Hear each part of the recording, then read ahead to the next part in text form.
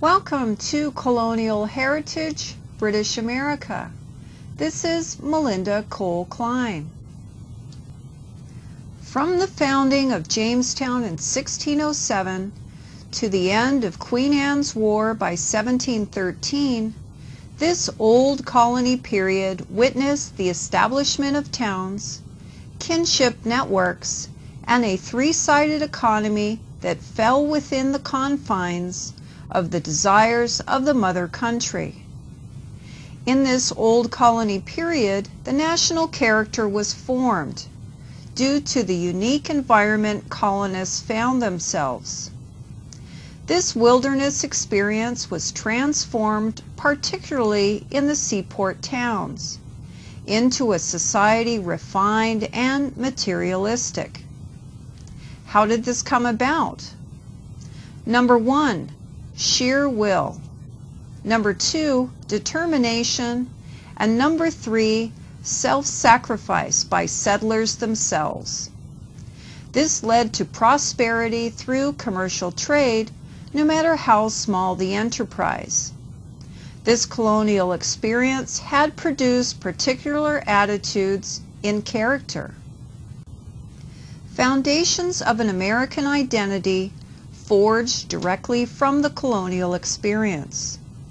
The colonial Yankee entrepreneurial spirit was a characteristic that was foundational in forging the American identity, in which personal habits and behaviors practiced by immigrant settlers led to prosperity in this colonial venture.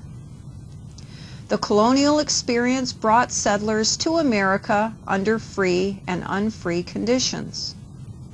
It brought them here for different reasons and from different cultures. All the while, each colony was unique, as it had enjoyed a measure of self-government for a century and a half. While epidemics regularly killed generations of children and those without immunity, death and disease came during times of war and peace. Even though wars and epidemics killed thousands during the colonial period, 3 factors continued to be steady over the 150-year period. These factors, combined with local conditions, including intercontinental war and relations with Native Americans, forged the foundation of an American society. The first factor was the settler population continued to rise due to natural increase and immigration. Second, a seagoing capitalist trade operating within the mercantilist economy expanded along the eastern seaboard. This connected colonists as primary traders with each other and faraway markets in which they sold their goods. They did not operate on behalf of the British government, but operated as family economies. Third was the impact of a new way of thinking about man's place in the world. This scientific approach to discover man's enlightened role in the universe offered to reveal, for example, how best to govern, how best to thrive economically, and educate the next generation. Traditionally, as taught in Christian Europe, if born a peasant or into a family that engaged in a particular economy, the child would not be expected to become wealthier than the father. Unlike as taught in America, in Europe this is a standard, not to expect to rise much above the family income and status you grew up in. To think you may have become anything you wish is an American ideal. Enlightenment thought and the circulation of ideas challenged long-standing beliefs. Protestantism, combined with medieval humanist ideals, advocated practices of self-regulation, self-help, and self-responsibility by individual members of society. Ben Franklin promoted the character in America to pull oneself up by their bootstraps, not to rely on outside forces to resolve problems. Man possesses rational thought and is capable of making proper choices. While entitlement societies argue for governments to resolve their problems, most Americans do not rely on outside forces and resolve their problems themselves. An 18th century lesson learned. While internal disorder before the 1760s remained localized and contained between British colonial groups, one of the most obvious difficulties for all British American colonists was living with or near the settlements of the various Native American groups. In New England, because of the high number of deaths to Wampanoag, Narragansett, and the Pequot Indians, early Puritans at first were diplomatic. However, when the English went to war with the French, conflict in the British colonies in America found its way here, in which the Huron, Abenaki, and Ottawa and other Indian groups such as the Algonquins allied with the French leaders when necessary, as they saw the French leaders to whom they remained local, referring to them as our fathers. Allies of the British colonials remained small in group, members of the Iroquois Confederacy and the Mohawk.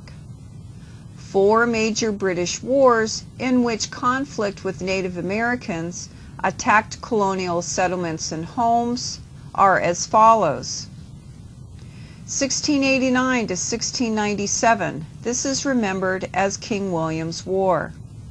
The area directly involved included southern Canada, Nova Scotia, and New England. Number 2. 1702 to 1713, remembered as Queen Anne's War. This area that was directly involved was Spanish Florida, the Carolinas, New England, especially Massachusetts, and farther north, Newfoundland and Nova Scotia. The third intercolonial war was from 1739 to 1748, known as King George's War. The colonial area directly involved included Georgia, Florida, the Caribbean Sea, Quebec, Nova Scotia, and Massachusetts. And the fourth intercolonial war, fought from 1754 to 1763, is remembered in history in America as the 7 Years' War. Also the French and Indian War, and the enemy was France. This was fought on the colonial frontier, the Caribbean Sea, Ohio River area, along the Mississippi, and also near the Great Lakes. Yes, you are correct in your assumptions.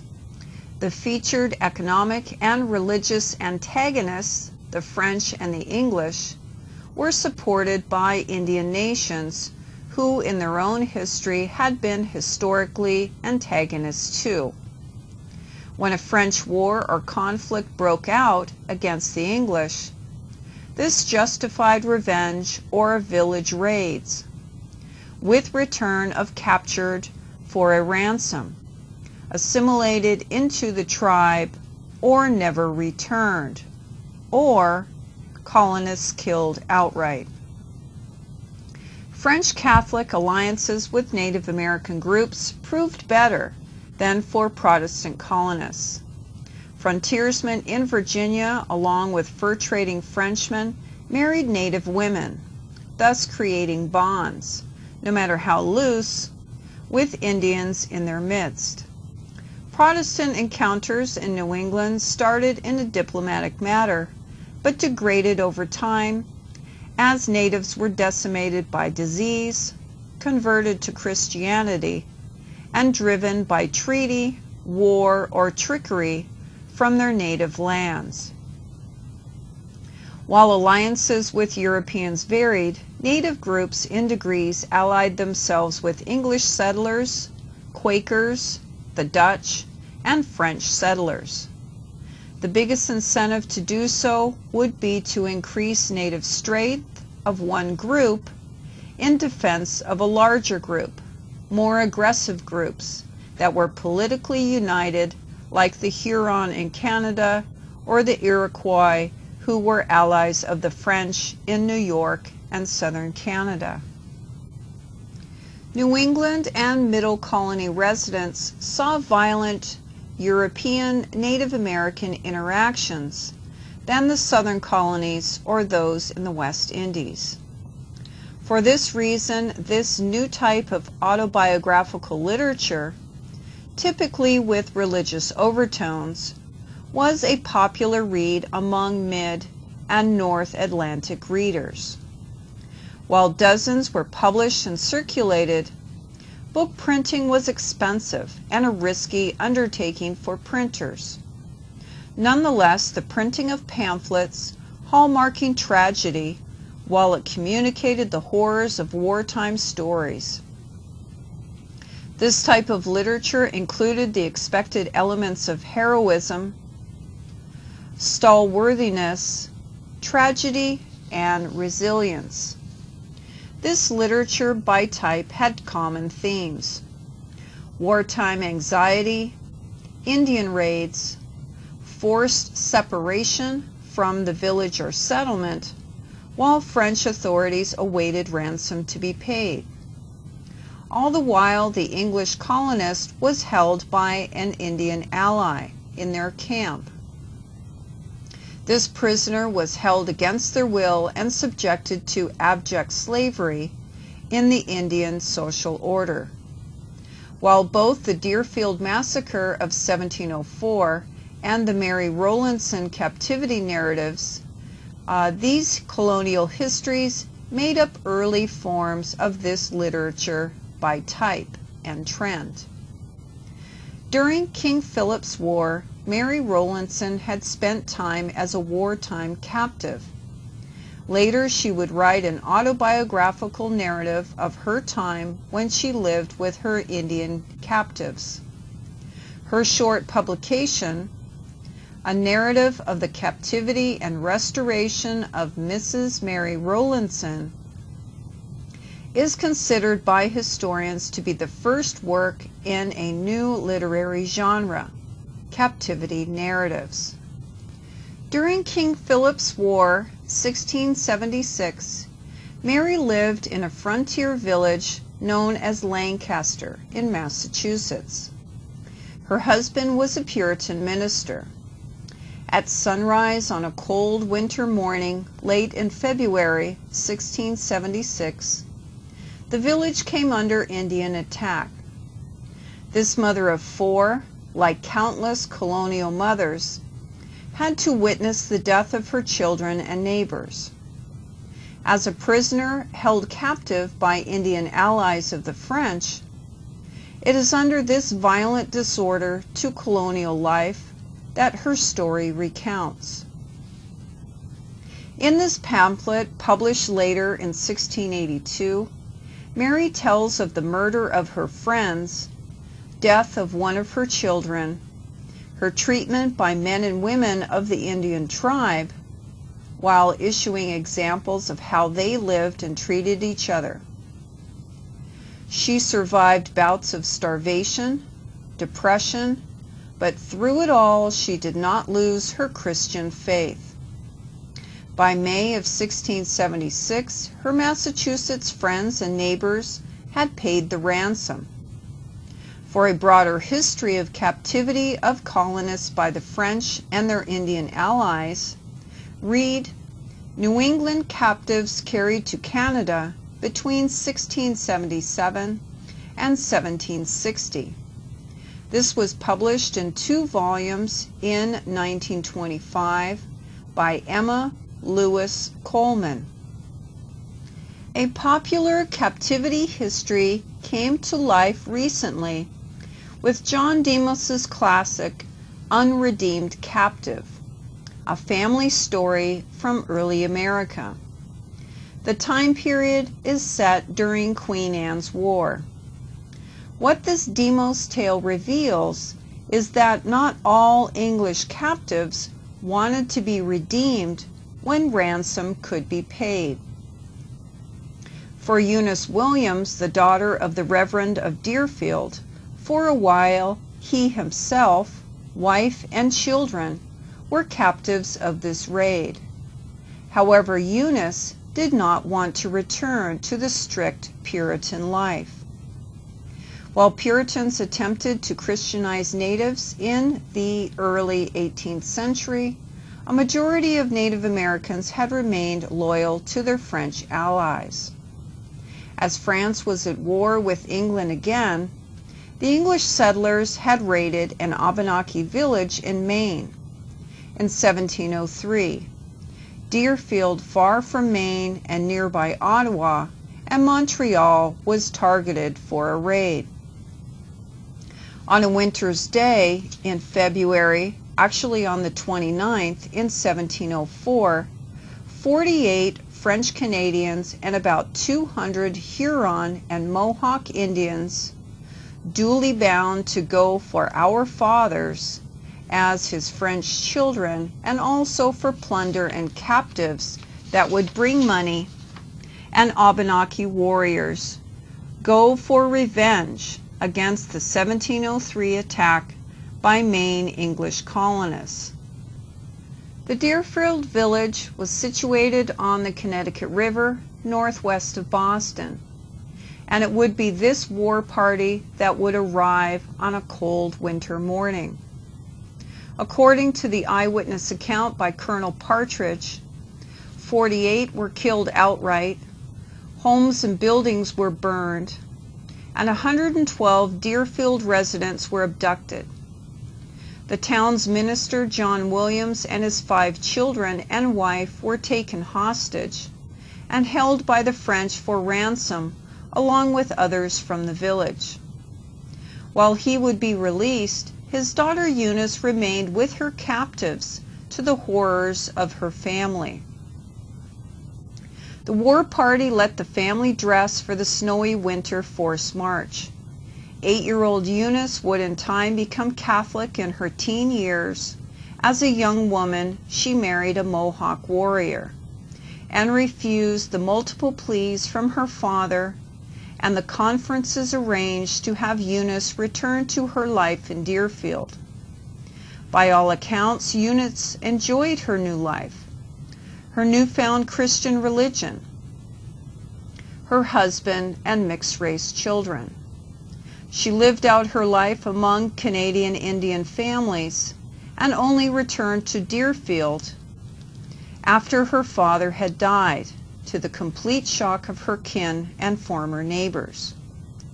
The Deerfield massacre occurred during Queen Anne's War. As mentioned, 112 Deerfield residents were taken from their village by the French and the Indians. 20 would die on the forced winter march to southern Canada. Infants to 2-year-olds suffered the worst. 3 out of 4 were killed outright. They were a drain to the nursing mothers. 3 to 12-year-olds were carried or would walk. Overall, they did well. 31 out of the 35 children made the trip to Canada. Little ones were carried by their captors, such as 8-year-old Eunice, who witnessed her father as weak and helpless. In time, she began to pity him. 13 to 19-year-old teenagers, all of them would survive the forced march. They had the best survival rating.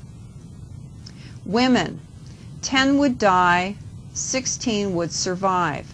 This was difficult for them because they could not keep up the steady pace. Men, 21 would survive. 4 would die, along with 1 Negro slave. 2 men were starved to death, and 1 man died of his wounds. The 300-mile forced march to Quebec in harsh winter conditions. This was rigorous. By 1706-1707, those who were still alive were ransomed except for Eunice, who refused to return home to her old life. During the colonial period, American political institutions would take shape and form. Political and judicial traditions adopted in the American colonies were formed out of English common law, as the government had required of its citizens. With population diversity, English traditions in power and authority were reshaped to fit local conditions and peculiarities. I've listed 4 here for you I would like you to remember. Political institutions that took shape. Number 1, representative government. Number 2, a 2-house legislature. Number 3, written constitutions. And number 4, local governments made up of sheriffs, justices of the peace, and community representatives, such as selectmen or town council. The social structure, as taught from the Bible, placed humans in a ranking system according to birth. Though improvement was possible, a person could not change their family heritage or kinship ties. Colonial society was stratified, especially along the Atlantic seaboard, but less so on the frontier settlements. While there were no rules against it, marrying a former servant from your own family was considered bad judgment.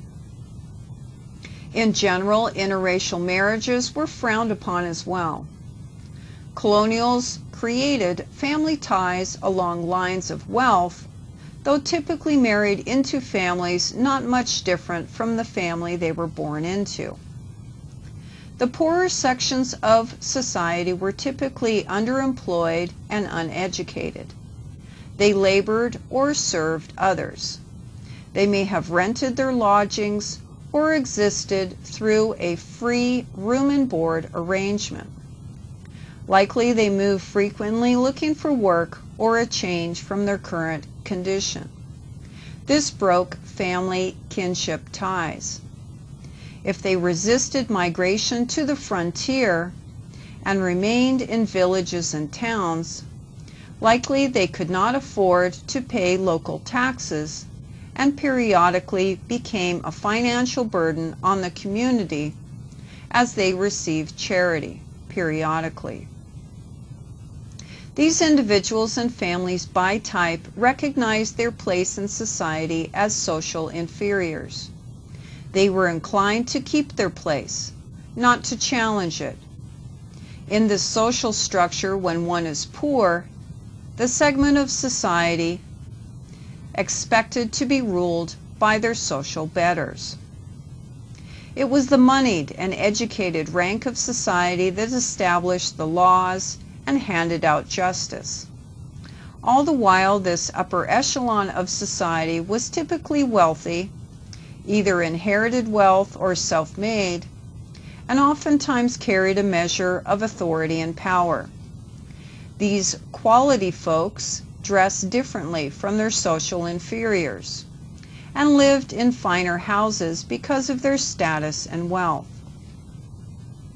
And because tax-paying property owners had proved that they were invested in their community, it would be this section of society that voted. This gave property owners the right to voice their opinions. It was not considered wise or proper to allow the non-property owning class to vote or participate in the legislative process. They had not shown themselves to be responsible as a group.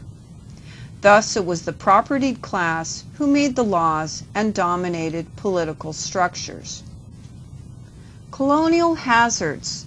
3 of the biggest hazards in towns on the frontier and village settlements are as follows.